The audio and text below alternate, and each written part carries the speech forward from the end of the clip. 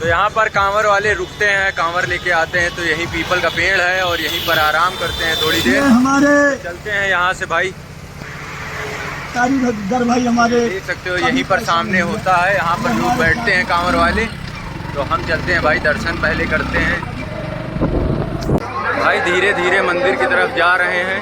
और 12 ज्योतिर्लिंगों में से एक घुमेश्वर नाथ मंदिर, जिसे घुईसर नाथ मंदिर के नाम से भी जाना जाता है, प्रतापगढ़ शहर में स्थित है, उत्तर प्रदेश राज्य है। तो आइए चलते हैं और वहां पर देखते हैं क्या है आखिर वहां। भाई आज एक जगह जाने वाले हैं, अभी थोड़ी देर में हम आपको जानकारी देंगे कहाँ जा रहे हैं। एक मंदिर है और यहाँ बहुत ही फेमस मंदिर है, लेकिन यहाँ से लगभग 70 किलोमीटर की दूरी पर है रायबरेली से। रायबरेली 70 है ना, लगभग 70 किलोमीटर की दूरी पर है। और हम और सुमित दोनों लोग जा रहे हैं। तो अभी आगे का माहौल हम आपको दिखाएंगे। रायबरेली का कुछ ऐसा माहौल है सुबह से। तो भाई यहाँ पर तेल डला लेते हैं, क्योंकि भाई तेल डलाना जरूरी है। बिना तेल के तो भाई गाड़ी चलेगी नहीं। तो हेलो दोस्तों, कैसे हो आप सभी? स्वागत है आप सभी का एक नए व्लॉग में। और आज हम घुईसर नाथ जा रहे हैं, मतलब भगवान शिव का वो बहुत ही बड़ा मंदिर है। तो वहाँ पर दर्शन करने के लिए जा रहे हैं, क्योंकि आज मंडे का दिन है, आज सोमवार है। और हमारे साथ सुमित हैं, वो भी जा रहे हैं। और इस समय एक हाईवे के पास, मतलब बाईपास बना हुआ है, वहाँ पर रुके हुए हैं। यहीं से आप ऊंचाहार भी जा सकते हो, यहीं से रायबरेली जा सकते हो और यहीं से लालगंज भी जा सकते हो। तो वो आपको बाईपास दिखाते हैं किस तरीके से बना हुआ है। ये देख सकते हो, इसी रोड से अभी हम जाने वाले हैं। और एक ये रोड है और ये रायबरेली की रोड जाती है सीधे। और ये जो लेफ़्ट साइड में रोड गई हुई है, ये ऊंचाहार के लिए जाती है। और ये बाईपास है, ऊपर देख सकते हो किस तरीके से है। मौसम एकदम मस्त है।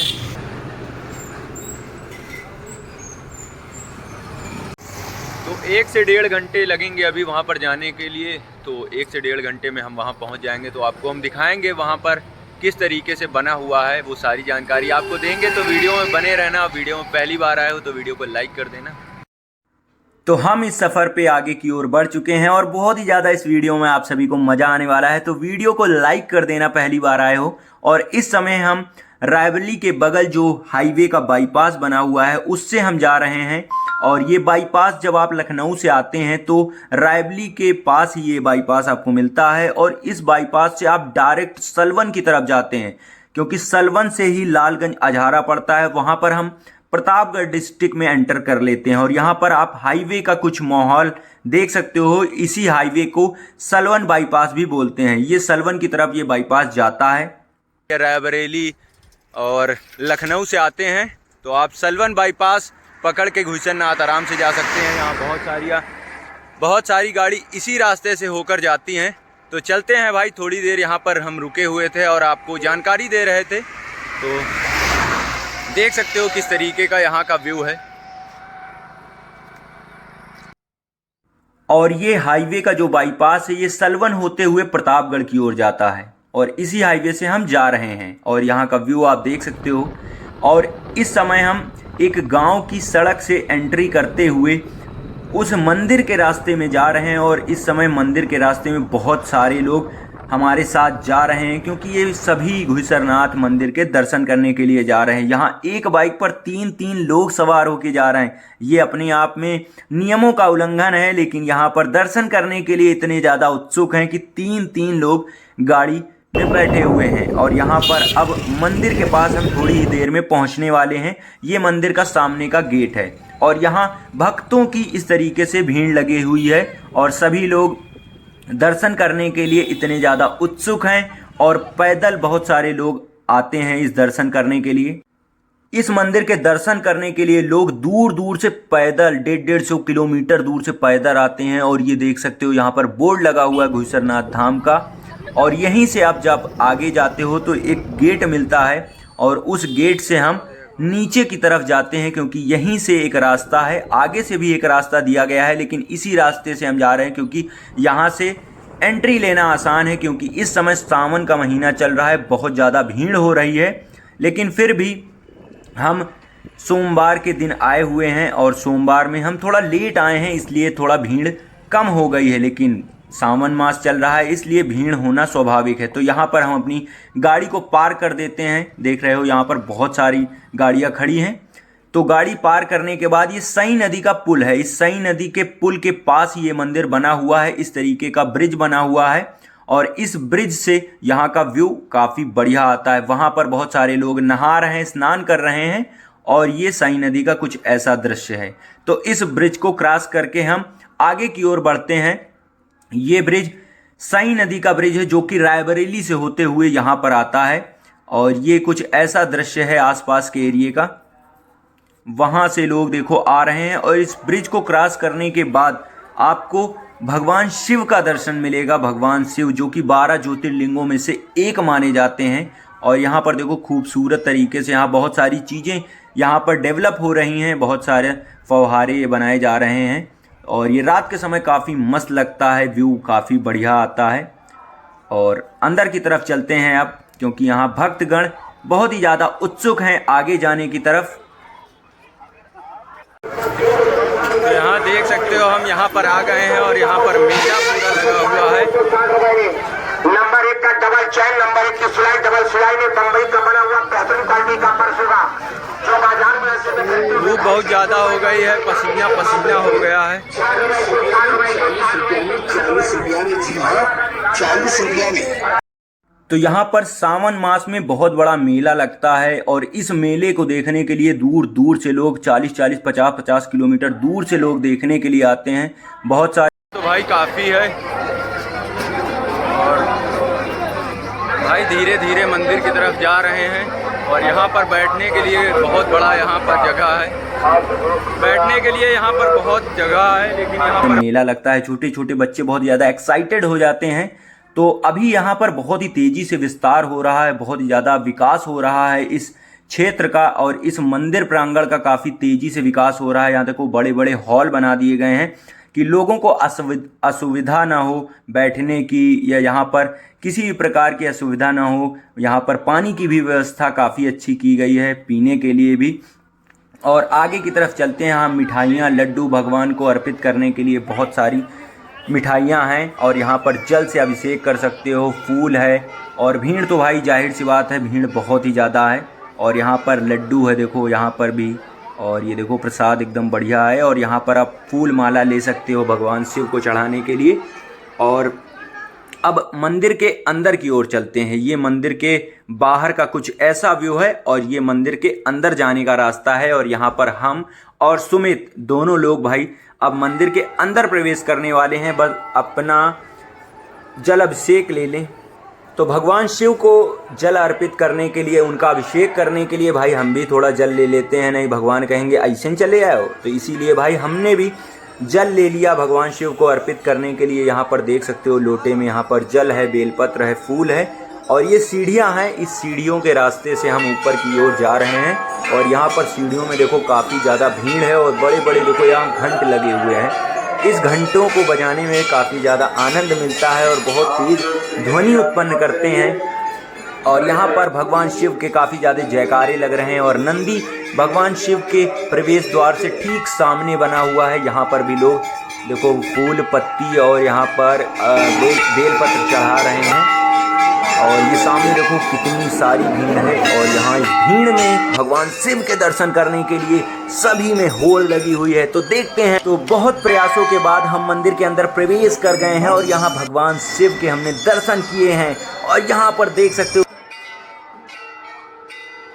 बाहर का कुछ ऐसा नज़ारा है। यहाँ पर पास में ही बहुत सारे छोटे छोटे मंदिर बने हुए हैं, शिव पार्वती और यहाँ पर गणेश भगवान के, यहाँ पर लक्ष्मी नारायण के बहुत सारे छोटे छोटे मंदिर बने हैं। तो उन मंदिरों के भी दर्शन आपको कराते हैं। चलिए आगे की ओर चलते हैं। ये पूरा प्रांगण इस तरीके से बना हुआ है और यहाँ पर सभी लोग एक जगह से दूसरे जगह अपना जल अभिषेक कर रहे हैं। अपना जल अभिषेक मतलब जो भी जल लाए हुए हैं उसका अभिषेक कर रहे हैं।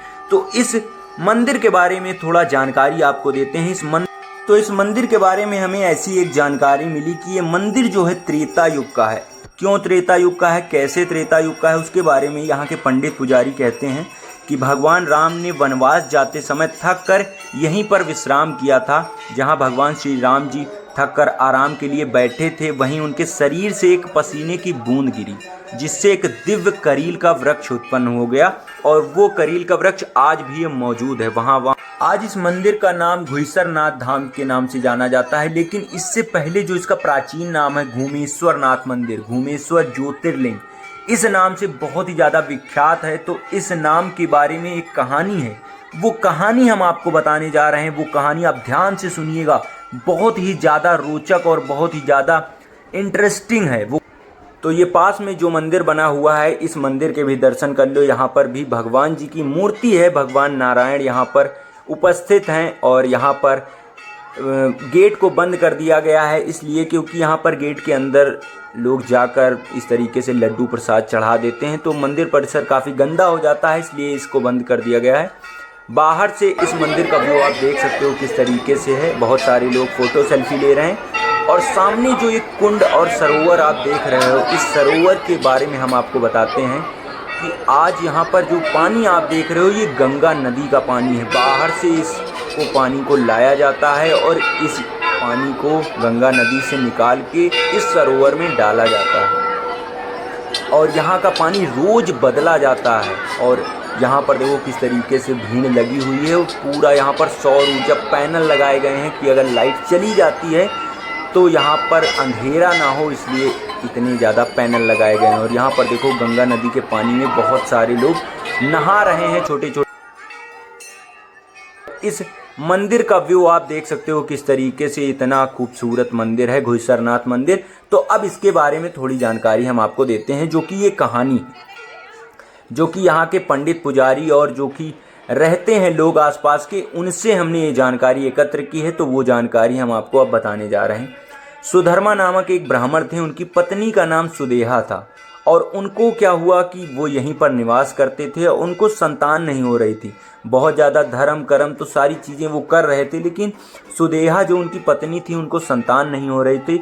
तो उनको संतान की बहुत ज़्यादा इच्छा थी, क्योंकि आसपास के लोग, पड़ोसी जो थे, वो ताना दे रहे थे कि आपको संतान नहीं हो रही है।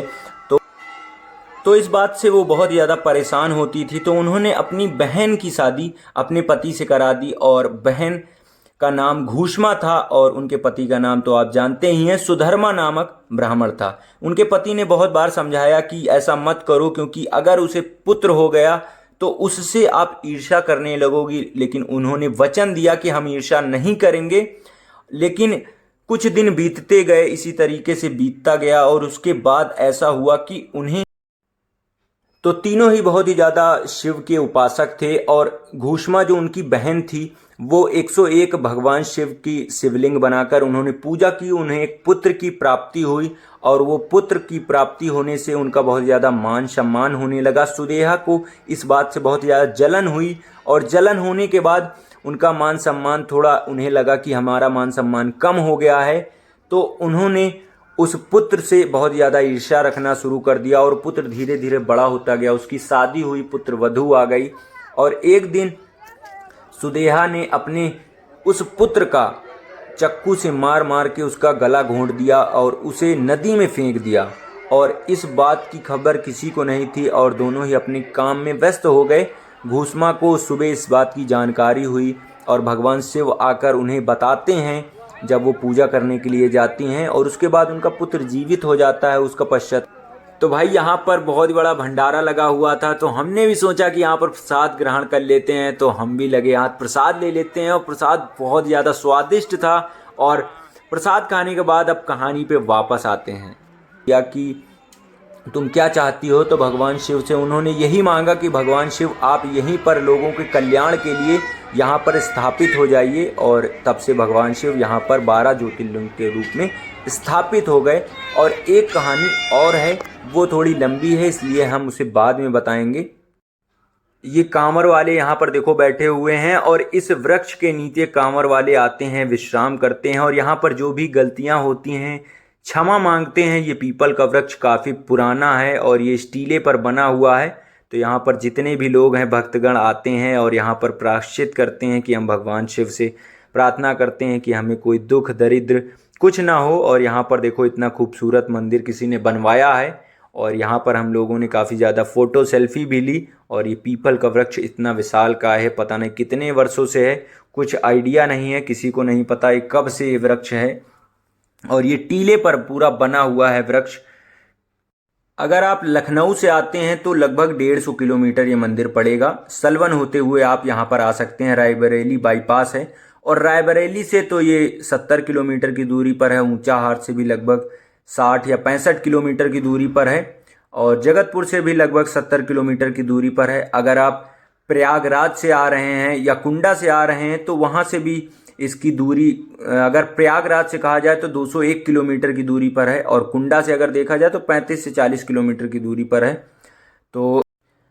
तो एक बार इस मंदिर के दर्शन जरूर कीजिएगा, क्योंकि ये 12 ज्योतिर्लिंगों में से एक है और बहुत ही खूबसूरत ये मंदिर बना हुआ है। बहुत ही ज़्यादा लोगों की आस्था जुड़ी हुई है और करोड़ों लोग यहाँ पर आते हैं श्रावण मास में। और ऐसे अगर आप जाते हो तो भी काफ़ी ज़्यादा भीड़ रहती है। यहाँ रामायण पाठ होता है, यज्ञ होता है, पूजन होता है, बहुत सारी चीज़ें लोग कराते हैं। तो रायबली हम पहुंच गए हैं, बरसात भी होने लगी है। तो वीडियो अगर आपको अच्छी लगी हो, इन्फॉर्मेशन अच्छी लगी हो तो वीडियो को लाइक कर देना और चैनल को सब्सक्राइब कर देना। सड़कों पर यहाँ ब्लॉगिंग चल रही है। भाई पानी बहुत तेज बरस रहा है यार, जल्दी चलना पड़ेगा। तो हम इस मंदिर का सेकंड पार्ट बहुत ही जल्दी लेके आने वाले हैं, क्योंकि बहुत ही ज़्यादा इंटरेस्टिंग और बहुत ही ज़्यादा रोचक है। उसकी कहानी इतनी रोचक है कि सुनते ही रह जाओगे आप।